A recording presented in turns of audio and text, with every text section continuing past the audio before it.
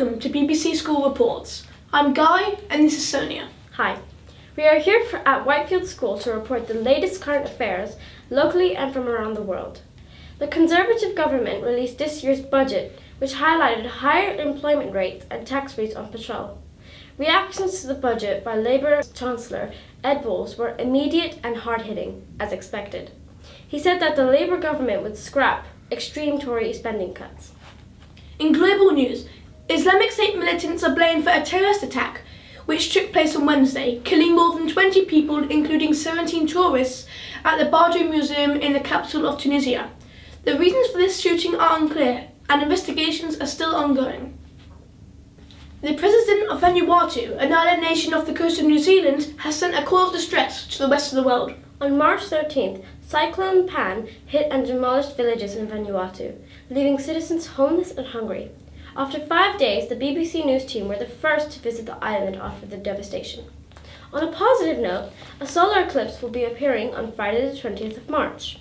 A solar eclipse occurs when the moon moves into the space between the sun and the earth. This is a very rare event, exciting the nation, who are already preparing to witness this phenomenal event. We now go to Beth and Sally with the latest Whitefield news. Good afternoon everyone, I'm Sally. And I'm Beth. And we are here reporting to you from Whitefield School. Our next story today is brought to you by our reporter Annie, who interviewed Dion and Sophie about their recent trip to Belgium. The trip was part of the Battlefield's Legacy project, which aims to remind children of hardships faced during the First World War. Passing on to you now, Annie. Hi Sophie and Dion, you were recently chosen to represent Whitefield School on the Centenary Battlefield Tours programme. What is this programme? Well, the programme is funded by the government from 2014 and it will end to 2018. It also brings all the school students together to learn about the First World War. You have just returned from Belgium. What were some of your experiences? We're particularly interested in how the war affected the lives of people who just lived normally. Did you uncover any interesting stories?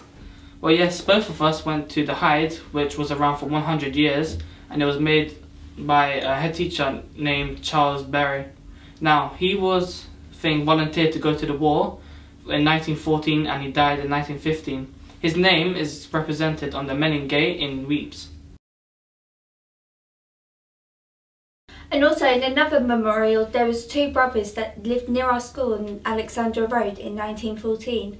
However, they both died within a month of each other. To think now the house is still there, and to think that the parents were in there at the time that they were receiving the messages that both of their sons had died. Did you manage to visit any actual graves? Well, we went to some guy called John Raphael who came from Hendon, and he was really talented and smart. He was good at sports. He wanted to become an MP and he was also in Oxford University. However, he died in war from a serious wound, meaning that he had to be buried in a very good cemetery. His mother's ashes were also placed with him and he was his only child. How do you intend to share your experiences with others? Well, what we're planning to do is go down to the Hyde School and do a PowerPoint there, because when we went on this tour they said every person has to have 110 people to show this to, and you get a certificate and a badge if you show it to them. Finally, how did you feel when you heard the stories of all these young men who lost their lives? Well, I personally felt very shocked and very sad because of the fact that these men have to experience war instead of learning and educating and dreaming for the rest of their lives, meaning it's quite sad.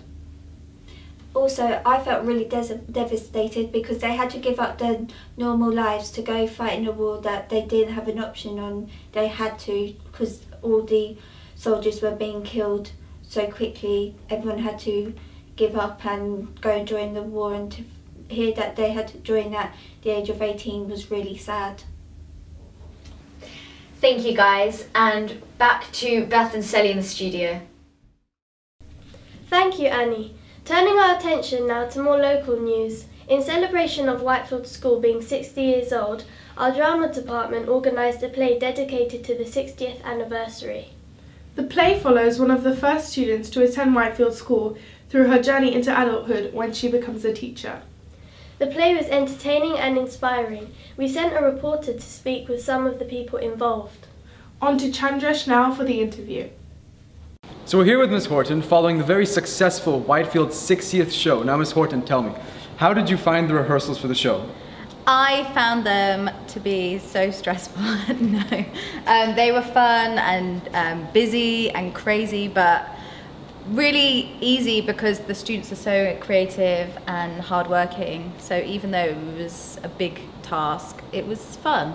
You were the one that wrote the script for the show. So how was it like writing a 2-hour script for the first time? It took up my evenings. I became a bit of a hermit for a few months, but that's okay. I enjoyed it. I really like writing. If I had lots of time, I'd do it, you know, maybe as my job. And who knows if the script ended up being any good. But actually I had a lot of help from the students giving ideas. So, you know, it was just fun. I enjoyed it. So we're here with the 2 actresses from the show, from Whitefield's 60th show. Now, can you tell us, how did you feel playing the same character? Because you both played the same character but at different ages. So how did that feel? Well, it felt weird, but at the same time it kind of felt natural because we were playing the same person, same personality, just at different ages. So in the show there are many, many other actors and actresses. So how did it feel to be the 2 main characters in the show? It was quite, not confusing, but it was quite hard because we had to, when we weren't Betty, we had other characters to play, so. Okay, so thank you for your time. This is Chandresh Tabari. We're reporting on the Whitefield 60th show. Thank you, Chandresh, for that brief look into Whitefield's celebration. Next up, we have a simply heartwarming interview presented by Florina about the first disabled student to attend Whitefield School. Florina spoke with the parents of Marina, who attended the school during the 1980s and is now successfully working for NHS. On to Florina for more information. Hi, I'm Florina and I'm here at Whitefield School with Georgia Paula Jones, whose daughter Marina is a former Whitefield student. Thank you so much for joining me today. So, what is your history with Whitefield School? Well, the history is that our daughter is physically disabled and she couldn't do steps or anything, so we had to have a special school for her. And we were living in different Barrow, so we moved down to Barrow Barnet, and Barrow Barnet were very kind to find us a school that she could go to. Before then, when she was 7, she went to a school in Mill Hill, St Paul's School, it's a church school, and they made a little ramp for her to go, but it was more or less like a bungalow school. So she stayed there until she was 11, and then from 11 she came to Whitefield. But at the time they had to specialise. Whitefield was ready to give her a chance, and they had to build a lift for her. In the meantime, they had a rota of senior boys, the bigger boys, to carry her for the lessons that were going on upstairs. And the boys were really, really good, and she still sees some of these lads today as grown-up men, and they still remember her with pleasure. When the lift was put in, she said, "Well, I should miss all my cuddles." Yeah, she, from the boys going up and down, taking her out. Yes, she made some lasting friends. And also it went quite against what the borough of Brent, when we were trying to get Marina into a junior school in the borough of Brent, they had said to Paula, in fact the minister, not called a minister, but the councillor that was involved with the medical department in the borough of Brent came to talk to you at home. Mm. And this is a lady, doctor as well, and one would think that we would consider that she perhaps had some sympathy for the disabled and the situation. But unfortunately she did not, and she was adamant that the Borough of Brent wouldn't allow a disabled child to go to a normal school in Brent. And of course she had Paula in tears at the time. But eventually when she came, she started at that time at Deansbrook Junior School, of course it made a mockery of what this doctor had said. The doctor was saying, well, the kids at normal school are going to be cruel to a disabled child. And they could do all sorts of nasty things. They could, you know, she can't walk, you call you names, they could kick her, she could be knocked over, and all that transpired to be wrong when she started at junior school, and as Paul was just saying, when she started at the senior school, the kids were helpful and nice, and we never had a spot of trouble. She never had any trouble at all. Were you worried that she wouldn't fit in with the No, school? we have no doubts that she would fit in, because she was bright and She's always had a good nature. Good nature. Friendly nature.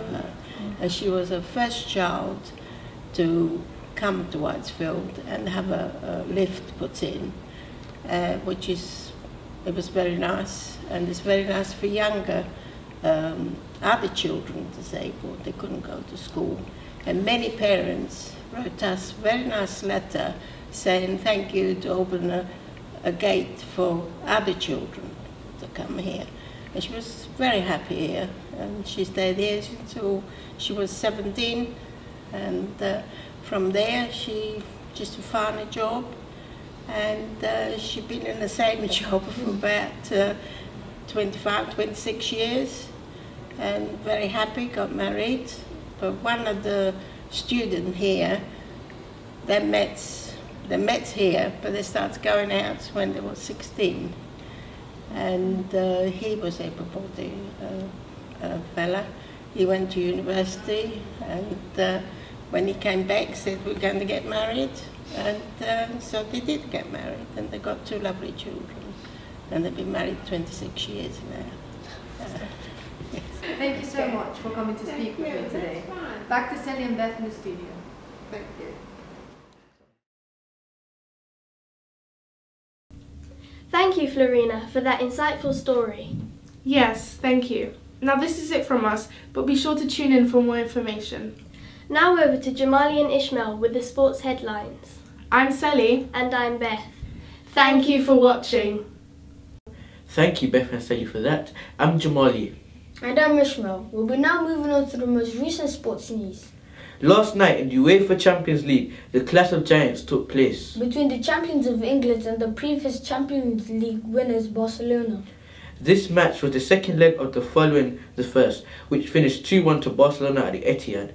The second leg finished 1-0 to Barcelona at Camp Nou, which following the exit of Arsenal on Tuesday night. This means there are no more English teams in the UEFA Champions League. Unfortunately, all English teams have been knocked out of the Champions League. So what does this mean for Barclays Premier League now that all of the English sides have been knocked out? Well, it is still an elite league, but considerations may need to be taken to ensure success in the future. Do you think we need more time before any team from English football can enter European football tournaments? Well, let's not be too drastic now, but we need to see if sides can come back stronger next year after what has been an embarrassing moment for English football. In tennis, an unfortunate event has taken place. The 15-year ban of US player Wayne Aldersnick has been a shocking experience for his fans. Indeed it has. After several tests, it has proven him positive for several banned substances, including steroids. Unfortunately, this is not the first occasion where he has been tested positive for such banned substances.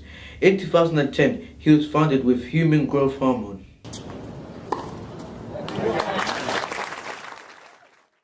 And now for our main sports pieces, we go to Aaron as he interviews the Whitefield Dance Company following their trip to the Barnet Festival. I'll ask you, what is the story of your dance? Yep, great question, Aaron.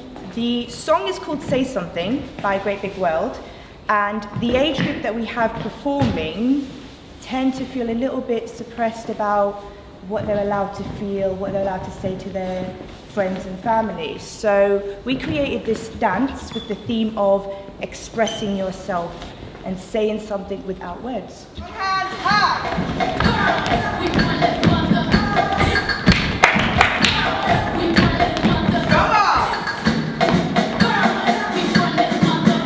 So Gareth, before the routine, was you nervous? Yes, very nervous, because we've never performed in that, in front of that many people before. Oh, do you know roughly how many people were there watching? Approximately 500 people. Say something, I'm giving up on you. Miss Reimer and Miss Little, they were there watching our performance and they gave us feedback how good we were. And some people that were watching the show, that were conducting the show, they came to tell us how good we were and how they enjoyed it. Anywhere I would have followed you. Okay, so what's next for the Whitefield Dance Company? We have our show in April. And we also got invited for next year's performance.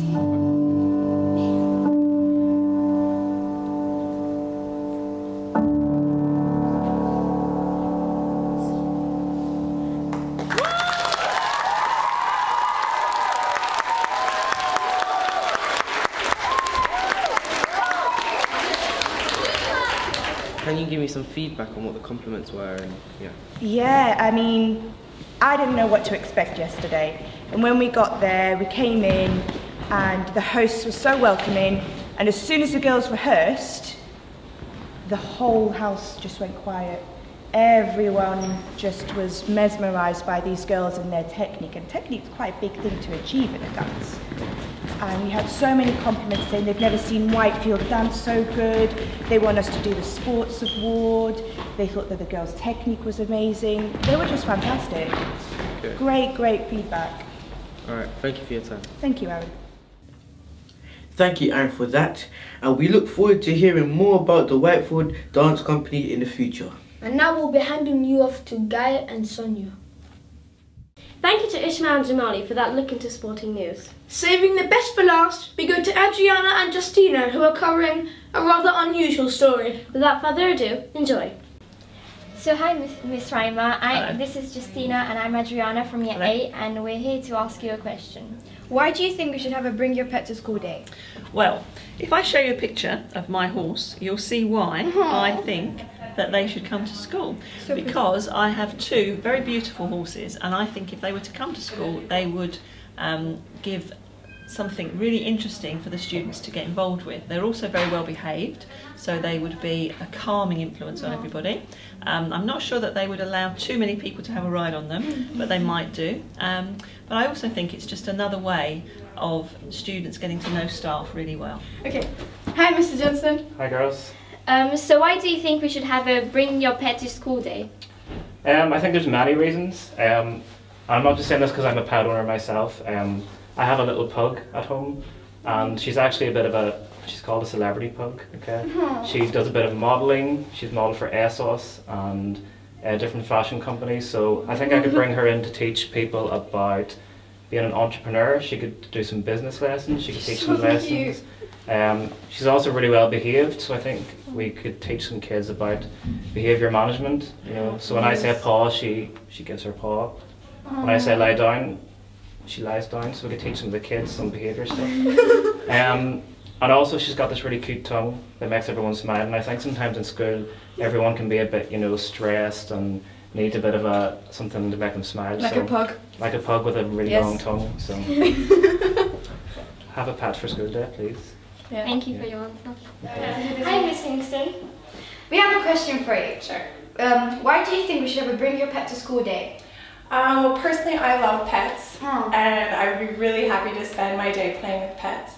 And actually, it's proven that if you have like dogs or cats around you, that your stress levels are reduced. So I think it would actually be really helpful to have during exam time, especially, so that students and staff members who are really stressed out can have something to kind of help them relax a bit. So. And what's your favourite pet, Miss? Dogs are my very favorites. Yeah, so I would love it if everyone brought their dogs to school. That would be my ideal day, I have to say. Okay, thank you, Miss. Very well.